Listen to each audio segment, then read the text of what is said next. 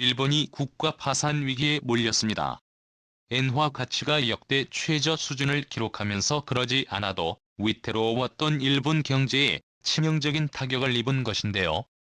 일본 재무대신이 IMF 총재를 만나 차관 협상을 시작했다는 이야기까지 드는 상황. 심각하게 돌아가고 있는 일본 경제와 일본 정부의 무능력에 대해 지금부터 자세하게 설명해드리겠습니다. 내가 10살짜리 일본인 어린아이라면 AK-47 소총을 샀을 것이다. 당황스러운 그의 말은 계속 이어졌는데요. 100년 뒤에 일본이라는 나라는 없어질 것이다. 현재 일본 청소년들은 지금 당장 일본을 빠져나와야 한다. 일본인들을 대상으로 한 강연이었지만 그는 과감한 발언을 아끼지 않았죠. 대담한 예언을 내뱉은 이유는 바로 짐 로저스와 세계적인 투자 전문가로 유명한 그는 일본에는 이상 희망이 없다고 단언했습니다. 47 소총을 들어야 한다는 이야기는 일본이 향후 망했을 경우 몸을 지킬 필요가 있기 때문에 그는 혼신의 차원에서 일본인들이 무기를 구입할 필요가 있다고 설명한 것이죠. 일본에게는 더 이상 미래가 없다고 선언한 그의 말은 2020년 지금으로부터 2년 전에 시작되었습니다. 그의 말 맞다나 2년 뒤인 2021년 일본은 몰락의 징조를 보이기 시작했는데요. 우크라이나 전쟁을 통해 그 흔적이 드러났습니다.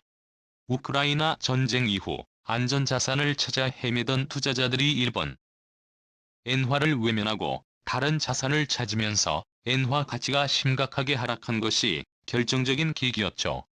세계적인 전쟁이 나면 경제는 안전자산을 구매하는 쪽으로 흘러갑니다. 우크라이나 전쟁 직후 안전자산으로 평가받은 금값은 높게 올라갔죠. 전쟁 발발 직후 싱가포르 시장에서 금 1온스는 180만 787달러로 거래되었습니다. 전쟁이 장기화되면서 금값은 더욱 치솟죠. 마찬가지로 안전자산이라 평가받는 선진국 화폐들은 전쟁의 수혜를 고스란히 입게 되었는데요. 달러와 함께 엔화도 이 수혜를 입을 것이라는 예측이 지배적이었습니다. 그런데 이번 전쟁 이후 오히려 엔화가 급히 떨어지는 사태가 벌어진 것이죠. 3월 27일 기준 6외환 시장에서 달러화에 대한 엔화 환율은 장중 1201.4엔을 기록했습니다. 이 수치는 지금까지 일본 경제 역사상 없었던 최저 수치를 할 수 있는데요. 심지어 국내 외환 시장에서도 엔화는 비슷한 흐름을 보였습니다. 100엔당 1000원 밑 가격으로 떨어지면서 투자자들은 물론 전 세계 경제학자들의 관심을 끌었죠. 수출을 위해 엔화로 열심히 풀었던 일본 정부가 이번 우크라이나 전쟁에서 엄청난 역풍을 본 것입니다. 국제결제은행이 발표한 실질 실효환율 역시 하락을 면치 못했죠. 일본의 실질 실효환율은 66,450년 이래 최저 수치를 기록한 것인데요. 실효환율이 하락한다는 것은 대외 구매력이 낮아진다는 것을 의미합니다. 한마디로 말해 일본 물건의 경쟁력이 다른 나라들에 비해 현저하게 떨어졌다는 사실을 보여주는 사례인 것이죠. 일본 엔화를 모은다고 해도 가치 상승이 되지 않을 것이 보이기에 더욱 많은 투자자들은 일본 엔화를 버리고 있는 상황. 도쿄 금융가에서는 지금 현상을 빗대어 망국의 엔저라는 말까지 등장했다고 합니다. 대장성 관료 출신 노구치 유키오 히토스바시 대학 명예교수는 이번 사태는 예견된 것이며 일본은 이미 졌다는 말까지 나왔습니다. 겉으로 보면 전 세계 경제 순위 3위인 일본이 무너지게 된 까닭을 전혀 알 수가 없는데요. 경제지표 상에서는 여전히 일본 기업들은 좋은 성적을 거뒀기 때문입니다. 하지만 자세히 살펴보면 이건 보여주기식 성적에 지나지 않습니다. 버블 경제라 불리던 화려한 경제 위기 이후 일본은 새 먹거리를 찾지 못했습니다. 한국은 반도체나 IT 쪽으로 사업의 방향을 틀면서 새 활로를 찾았지만 일본은 현재 잘나가는 자신의 모습에 도취되어 사업 개발을 게을리했습니다. 그 결과는 끊임없는 추락이었죠. 정부도 경제가 무너지는 것을 보여주지 않고자 엔저 현상을 가속했습니다. 엔화 가치를 떨어뜨려 수출에 있어서 유리한 고지를 점하고자 했고, 이 전략은 생각보다 잘 먹혔습니다. 아베 전 총리가 재임하던 시절 아베노믹스는 엔저 정책이라고 할 정도로 총력을 엔화 가치를 떨어뜨리는 데 집중했습니다. 문제는 이렇게 겉으로는 아무 문제가 없기에 내부 혁신에 어떤 투자도 하지 않았던 것입니다.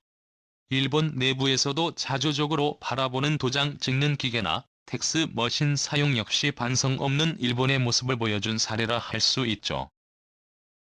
전문가들이 지적해왔지만 일본은 들으려고 하지 않았습니다. 하지만 경제 전문가들도 간과하고 있는 부분이 하나 있는데요. 바로 일본인의 국민성입니다. 지금 일본의 경제를 더욱 심각하게 만드는 원인이라 할 수 있죠. 경제가 어려워지면서 수직 낙하 중인 일본 경제를 뜯어 고치거나 정권 교체를 통해 수정해야 하는 상황임에도 불구하고 일본을 패기치기 싫어하는 문화와 조화를 중요하게 생각하는 사고 때문에 악습을 개선하지 않고 계속해서 잘못된 방식을 고집하고 있죠. 인가부터 나온 검소 문화는 이를 반영하는 대표적인 문화입니다. 일본 방송은 물론이고 어느 순간부터 검소한 삶을 찬양하는 일이 잦아졌는데요. 저렴한 가격으로 구입하는 것을 미덕으로 여기는 풍조가 퍼졌습니다.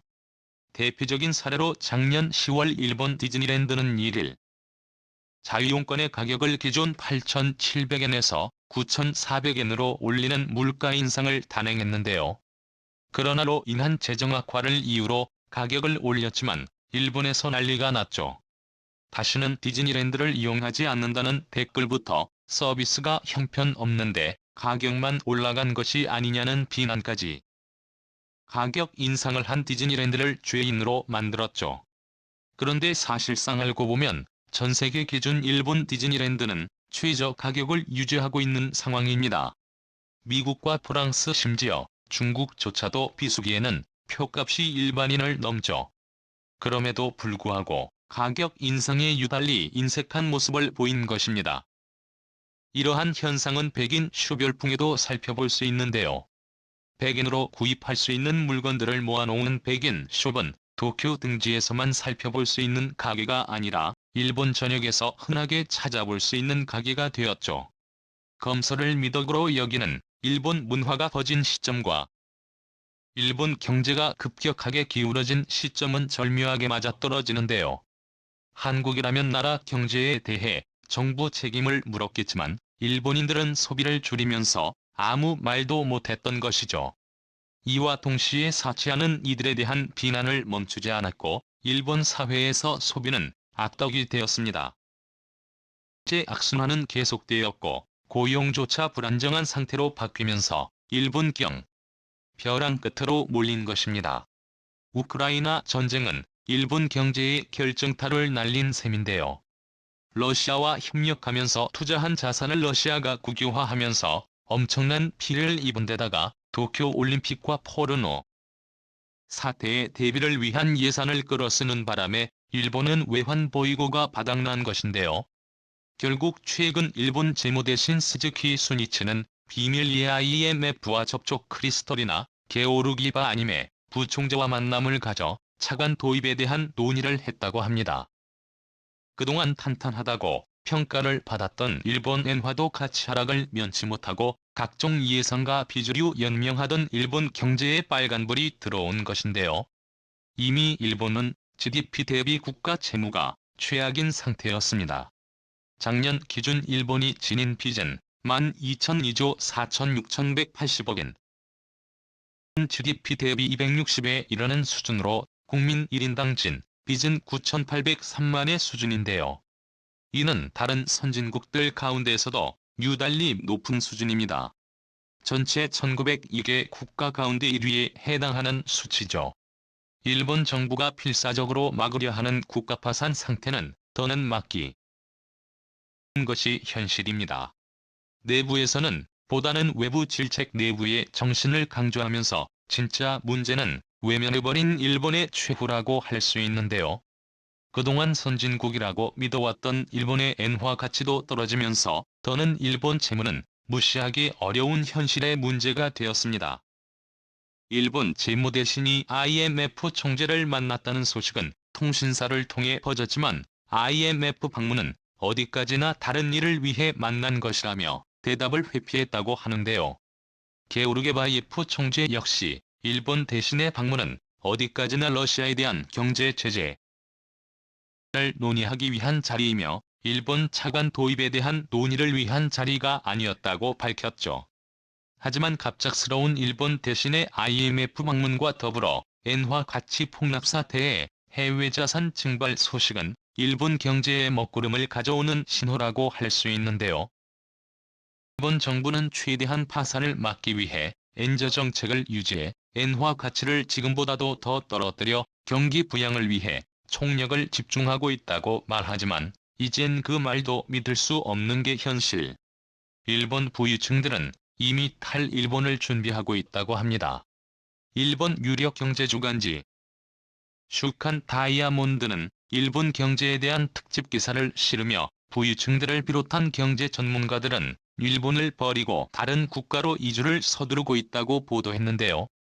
이들이 주로 향하는 곳은 바로 대한민국.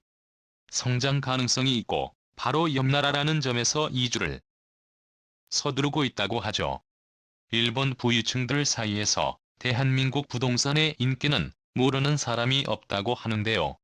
과연 침몰하는 일본은 위기를 극복하고 파산을 막을 수 있을까요? 일본의 향후 대처를 기대해 보겠습니다. 시원 주셔서 감사합니다.